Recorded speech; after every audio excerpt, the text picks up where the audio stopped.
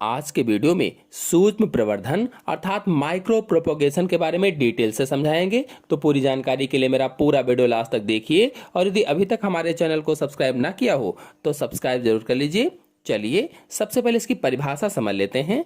तो सूक्ष्म प्रवर्धन कायिक प्रवर्धन की सबसे आधुनिक विधि है या सबसे विकसित विधि है और इस विधि के द्वारा मात्र पौधे की पादप कोशिका या ऊतक से या कह लीजिए कि पौधे के अन्य किसी छोटे भाग से प्रयोगशाला में कृत्रिम पोषण माध्यम में और नियंत्रित वातावरण में परख नली या किसी कांच के पात्र में पादपों को विकसित किया जाता है। इस प्रक्रिया को सूक्ष्म प्रवर्धन कहते हैं। कहने का मतलब इन लाइंस का यह है कि सूक्ष्म प्रवर्धन द्वारा पौधे की कोशिका या ऊतक से कल्चर माध्यम में किसी परख नली या कांच के बर्तन में नए पौधे को जन्म दिया जाता है या नए पौधे को उत्पन्न किया जाता है।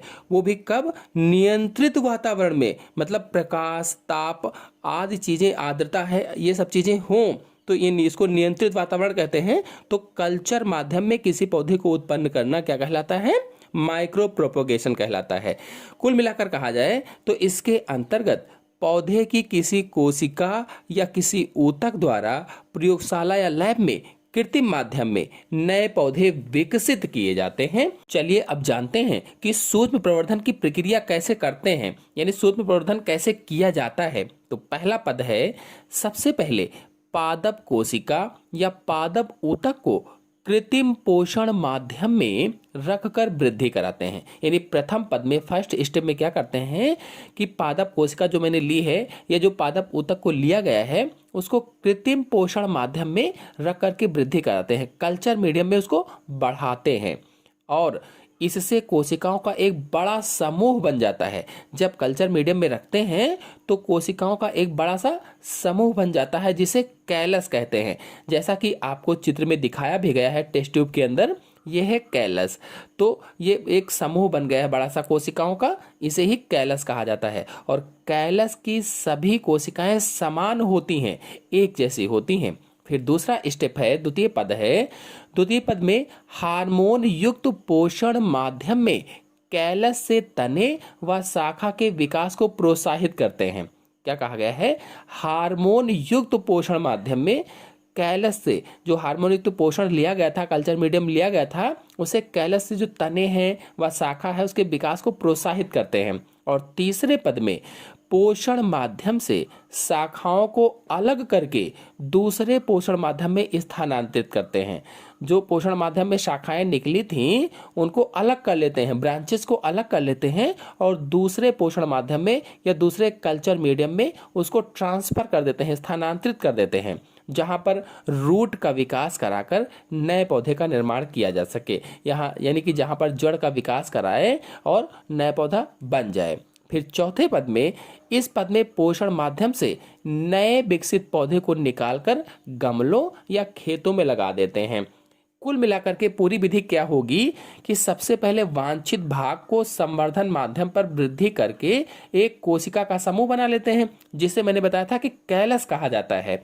और फिर इसकी सभी कोशिकाएं जो समान होंगी, जो कैलस है बताया मैंने कि सभी कोशिकाएं समान होंगी और इसमें विभिन्न हार्मोन के माध्यम से विभेदीकरण करा करके छोटे छोटे पादप प्राप्त कर लेते हैं। डिफरेंशिएशन के माध्यम से छोटे छोटे प्लांट्स को प्राप्त कर लेते हैं और इन्हें पौधशाला में रोपित कर नया पौधा प्राप्त कर लेते हैं। और इस विधि के द्वारा कम समय में, कम खर्च में एक वांछित जीनोटाइप के हजारों पौधे प्राप्त किए जाते हैं।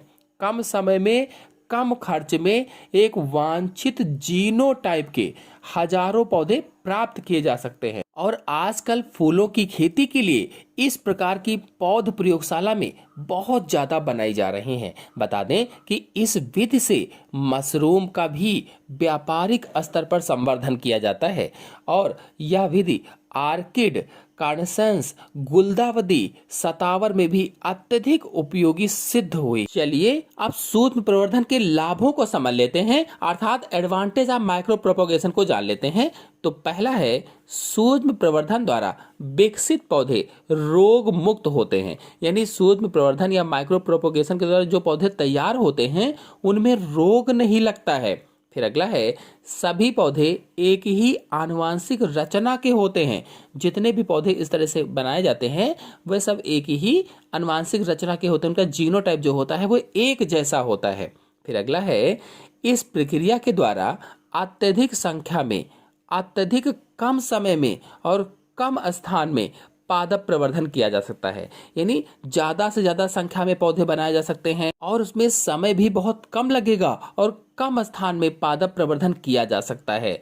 फिर अगला पॉइंट है, एक लिंगी फल युक्त पौधों में मादा पौधे जैसे पपीता है, इसका विकास इस विधि से किया जाता है। जो एक लिंगी पौधे होते हैं तो क्या कहा गया कि एक लिंगी फल युक्त पौधों में मादा पौधा जैसे पपीता है तो इस विधि से इसका विकास किया जा सकता है और इस विधि के द्वारा तैयार पौधों में विषाणु जन्य रोग नहीं लगते हैं। यानी इस विधि में, यानी इस विधि से विकसित पौधे जो होते हैं उनमें विषाणु जनित रोग नहीं लगते हैं। वो विषाणुओं से जो होने वाले रोग होते हैं उनसे रोग मुक्त होता है पौधा। आपको बता दें कि माइक्रो प्रोपोगेशन या सूक्ष्म प्रवर्धन प्रक्रिया में पादप ऊतक के स्थान पर तरुण शाखा या कुछ विकसित शाखा को प्रयोग करके प्रयुक्त पदों की संख्या में कमी की जा सकती है। यानी जो पद बताए मैंने, पहला स्टेप, दूसरा स्टेप, तीसरा स्टेप, चौथा स्टेप, इन स्टेप्स में कमी की जा सकती है और इसे 3 या केवल 2 पदों में ही पूरा किया जा सकता है, जैसा कि आपको चित्र में दिखाया भी गया है।